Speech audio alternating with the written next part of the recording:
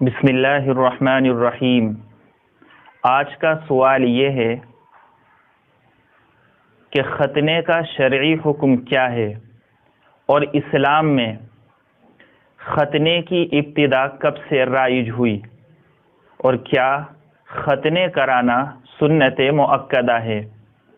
تو اس کا جواب یہ ہے، جیسا کہ مرقات المفاتیح کی عبارت اسی طریقے سے فتح الباری اور بخاری شریف کی روایت سے معلوم ہوتا ہے، جس کا خلاصہ یہ ہے کہ مردوں کے لیے ختنہ کروانا سنت مؤکدہ ہے۔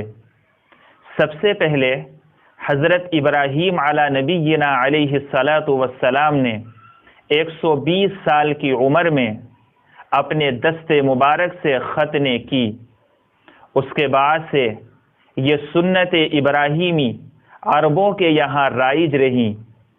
جب اسلام آیا تو اسلام نے بھی اس سنت ابراہیمی کو برقرار رکھا اور اس کو اسلام کے شعائر میں سے قرار دیا۔